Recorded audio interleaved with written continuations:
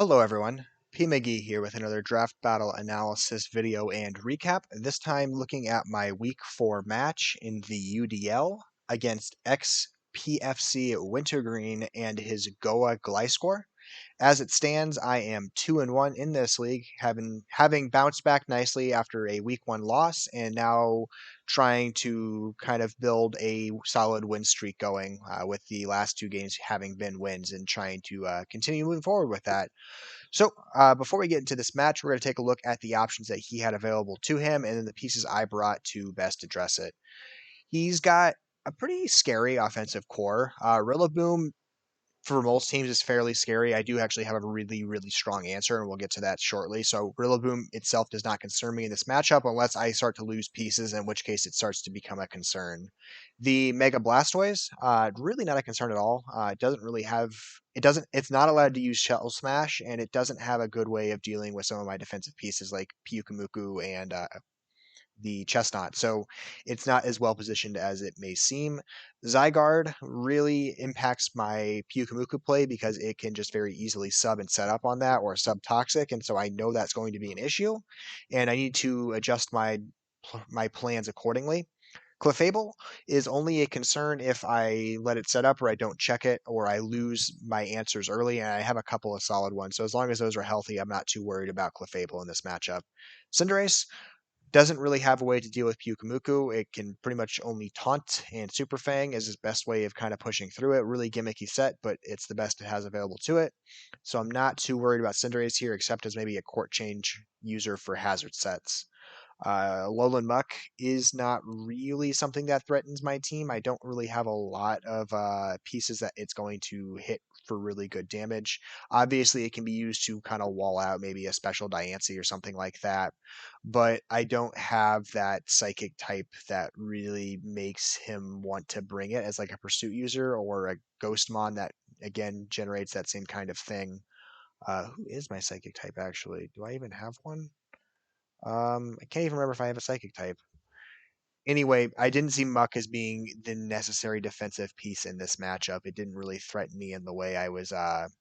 It may threaten other teams. Bronzong normally wasn't something I would put too much on my radar, but he has used it effectively already. He did in fact get a 6-0 really early on in this, maybe week 1, with a Iron Defense Rest Bronzong set. And so I'm really familiar that he might try to use that, and he does like the Mon, so I'm going to make sure I need to make sure I have good answers for it going into this match. Ditto, not generally a concern for my team. I don't do a lot of setup. I don't have a lot of pieces that get steamrolled. I usually have Pyukumuku as a good check against most of my own Mons, so Ditto really doesn't have a great matchup against me. Torn, the most interesting thing about Torn is that it has the 111 speed stat, which could get it past Mega Diancie, but overall Torn really isn't that well suited for this matchup. And then Electabuzz, really no reason to show up, really not putting any consideration into it, but it is technically a mon he has available. So with that in mind, my Diancie I am running as a pretty standard set: Moonblast, Mystical Fire, Power Gem, pretty much max special attack, even so much as to go the modest nature, because I can still get to 318 as a speed stat, which gets me past base 95s. So Zygarde, I still outspeed, which is notable. And I think Electabuzz is also 95, but Electabuzz, again, doesn't really matter. The big thing here is I can still outspeed Zygarde, and he doesn't really have anything right at 100 because Tornadus is the next fastest thing at 111, which outspeeds my max speed Diancie anyway. So he does have a gap, which I'm able to exploit and get a more powerful Diancie working for me. And then just a tiny bit into its HP stat, and then Stealth Rocks in case I find the avenue to Hazard Stack against him. Zapdos, Heavy Duty Boots. This is really pretty much a standard Smogon set, just because Zapdos and Rillaboom are so common in the OU metagame that Zapdos is actually built as a really good counter to Rillaboom. It is invested in a way where it's pretty much max defense. It has just enough speed investment to outspeed, I believe, Adamant Rillaboom. And then, actually, it may not speed Adamant Rillaboom in this case. I don't think I'm expecting max speed Rillaboom anyway, so I'm not really giving it full speed investment, just enough to maybe account for creep. And then Defog, Roost, Hurricane, and Discharge. Discharge, really just to fish for paralysis, things like that. Hurricane, really specifically to remove the Rillaboom from play, in case it becomes a concern. The Nidoking, pretty much max attack, some good HP investment. The 234, I think, may just be a general calc I think it's accounting for maybe slightly speed invested things like the Zygarde, the Rillaboom, and the Blastoise, so that if they aren't much invested in speed, I will actually creep past them. Poison Jab, Ice Punch, Fire Punch. Wanting a physical set here just to kind of get past Clefable as quickly and efficiently as possible, because Poison Jab is going to do more damage than Sludge Wave would against Clefable sets generally, and I can very reliably one-hit KO with Poison Jab. And then sub in case I get in front of something like Clefable and I don't expect Clefable to maybe leave the field. I can try to or I can try to sub just to, or if I expect Clefable to leave the field, I can poison or I can substitute in front of that switch out so I have a free opportunity to attack something. Fire Punch being really, really necessary for Bronzong. I don't expect a grounded Bronzong to show up, so this just helps deal with that. Chestnut is my very, very specific counter for Zygarde, who sub Zygarde is a huge problem for this team. Zapdos, Diancie, Nidoking all hate sub Zygarde. Pyukumuku can't check that set. And so what I get from this setup is that I get the spike stacking, which I normally like, the synthesis play, which I normally like, going for leftovers here instead of Rocky Helmet, just because Zygarde's not usually a contact mon. It usually is using Thousand Arrows, so it doesn't get that proc. And then Roar, which is a very nice coverage move I found that Chestnut had. So Roar can help deal with any kind of shenanigans behind the sub, and I can spike stack in front of it. So if it's a setup Zygarde, I can just spike stack and then roar it out. It's not going to break me. I think its best coverage move for Chestnut is Zen Headbutt, which doesn't have an easy time running alongside its other coverage moves. So I'm feeling good about Chestnut as an answer to it in this match. And then Poison Jab just to kind of fish for status on a couple of things. Opted for it over Drain Punch just because I wanted to be able to hit Clefable maybe on an unexpected switch in, especially if Clefable was chipped down quite a bit. In hindsight, Seed Bomb might have been a better option just to get better coverage, or Wood Hammer even, but Poison Jab's fine enough.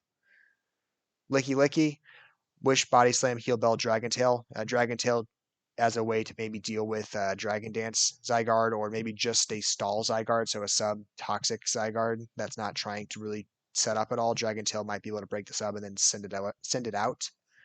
And it helps deal with a couple of setup mons that might also be problems. You know, if the Bronzong turns into a problem and Pyukumuku is not available, then it's a good way to check the Bronzong. But perhaps it could have been better used with another move. I couldn't find one that I found satisfactory, though, because I couldn't run Seismic Toss, as there's a very strong chance that the Zygarde has enough HP investment where Seismic Toss wouldn't break the sub, so I didn't really have a clean answer to it. And then finally, Pyukumuku as my very specific answer to sub Zygarde, not Zygarde, no, as my very specific answer to the Bronzong, because he's used Bronzong in the past and he's led Bronzong, I believe, 2 out of 3 weeks to this point. And so I'm very aware that he likes to send Bronzong out first, usually as a stealth rocker, sometimes as some kind of weird set. So if I see Bronzong in team preview, I'm going to counterlead Pyukumuku on that. And then the hope being I can I can block trap it. So block, soak, toxic stall it, and then just recover out.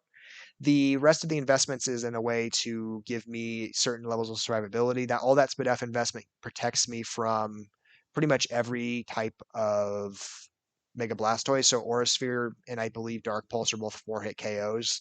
So Pyukumuku is just really well positioned to kind of wall that out and still be in a really strong physically defensive position to handle most of the rest. Because I'm not going to handle Rillaboom no matter what, so that's not relevant. But you know, the Zygarde, in case it's not a subset, Cinderace isn't breaking through it anytime soon. Muck could be a problem, but I can also block soak that if the situation demands it. And so I just felt that this was a very effective Pyukumuku in this matchup. So with that said, we'll look at team preview just for a moment.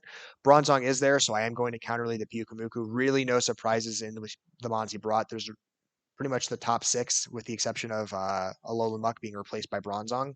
So really no surprises going into this match at all. So I'm just going to try to play accordingly. So we'll get right into it. Bronzong does in fact come out. I do get to counterlead Pyukumuku. In his eyes, because I haven't done block soak Pyukumuku yet, Bronzong is in a position to be effective on this turn 1. It can toxic, it can stealth rock, it can kind of do whatever it wants, at least in its opinion, in front of Pyukumuku. And I haven't specifically hard switched this Pyukumuku in on Bronzong. That might, you know, if I had done that, it might have given him a red flag that this Pyukumuku's got something spicy for Bronzong. But because I've not done that, and this is just my lead against his lead, he isn't seeing the danger that this Pyukumuku is against this Bronzong. And so he tries to do something turn one, light screen, and I'm going to get my block soak going immediately. Bronzong doesn't have a switch out move. Toxic could be a small concern from a Bronzong, but as long as I can toxic Bronzong, I can always back off with Pyukumuku, get a heal bell along with Licky Licky, and come back to it later. But as long as it's on a timer, that takes away Bronzong's danger in this matchup, as it's a very difficult mon for me to KO with most of my pieces, really kind of relying on Nidoking or Diancie if my Pyukumuku was unsuccessful. So getting this out of play early is just really, really helpful to controlling the game flow for this. He's about to run out of turns. I'm going to take a Future Sight hit here. He's going to do something silly, I think, on this last turn. I think he's going to regret it. He should click Future Sight on this turn rather than clicking Reflect, because if he clicks Future Sight, then I have something that's going to take chip damage later, and so that just gives him something more to work with. Instead, Pyukumuku gets to get fully healed up. All I have to deal with is some screens for a few more turns. Nothing too dangerous for me, so I'm fine with this situation. Zygarde comes in as expected, and then I hard switch to Chestnut, and this is really where the Future Sight would have played in handy here, because Chestnut's not going to want to come in with that Future Sight lurking, but now that it's not, Chestnut's a really safe switch in here.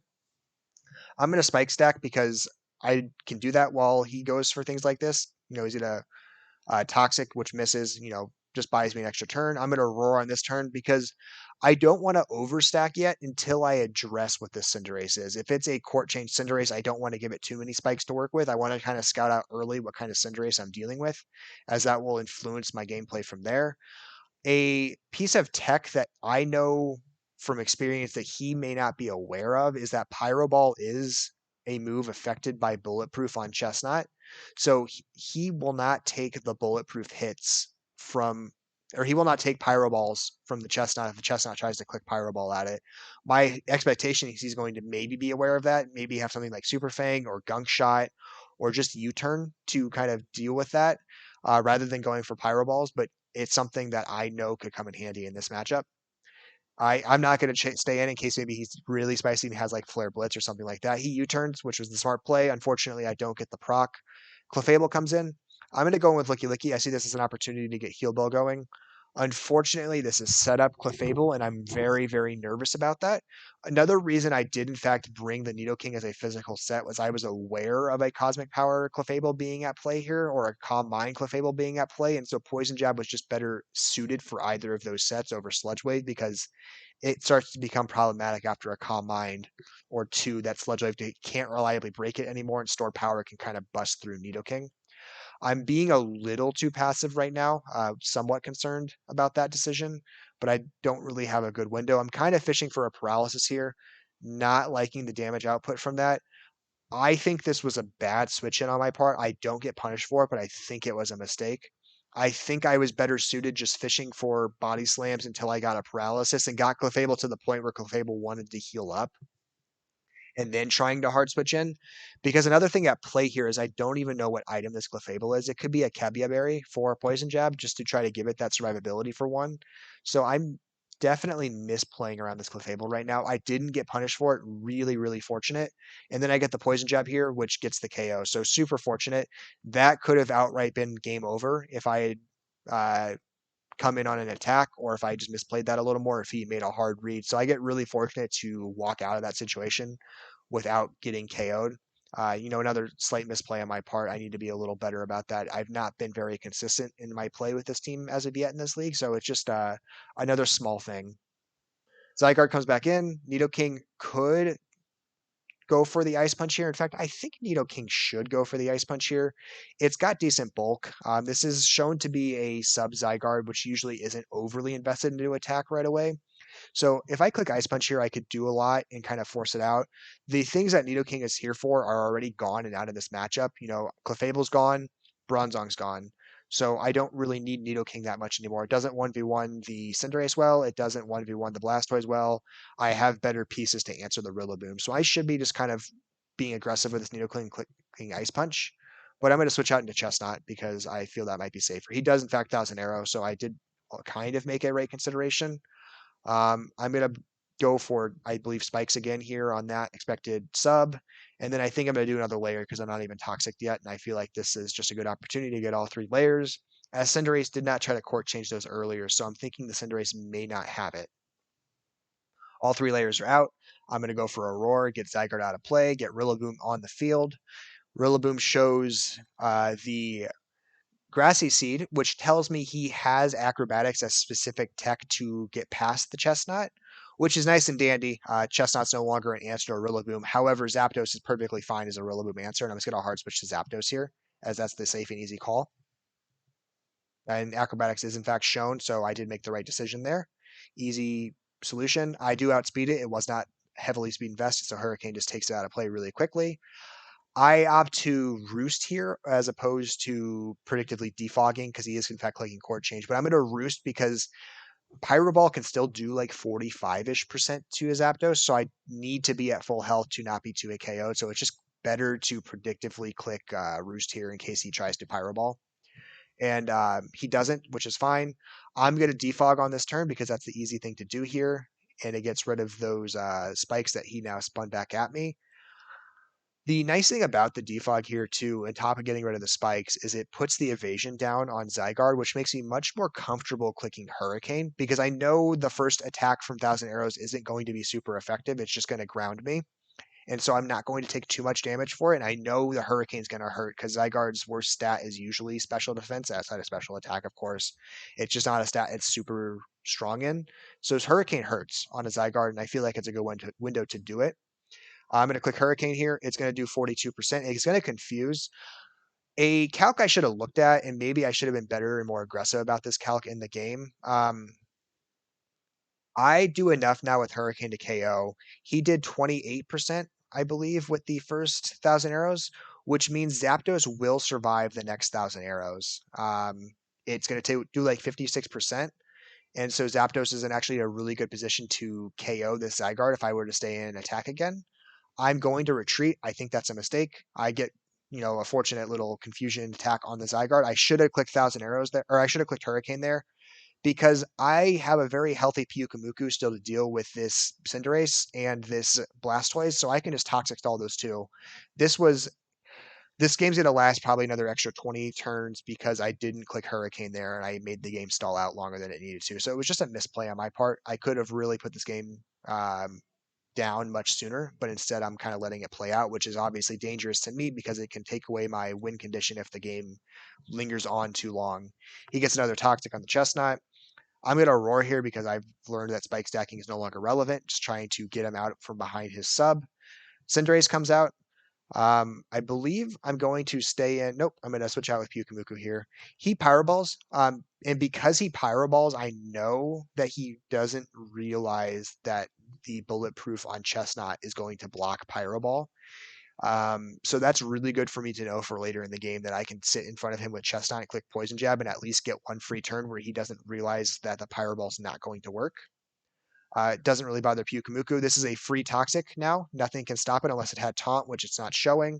Blastoise comes in. I get a free Toxic on the Blastoise, and now I'm just going to heal stall while the Blastoise tries to die out. I'm going to click Recover on this turn so that I get my health back pretty much to full. I'm going to predictively click Toxic on this turn in case he tried to switch out, knowing that Blastoise can't 1v1 Pyukumuku. But he does stay in, so now I'm forced to heal on this next turn, which is fine. Pyukumuku is really built to wall out Mega Blastoise, which it's doing successfully at the moment. And then I'm just kind of waiting for this Blastoise to go down. So I see that he's basically yielding the Blastoise here. He's not going to try to do anything effective with it. So I'm just going to recover stall and deal with that.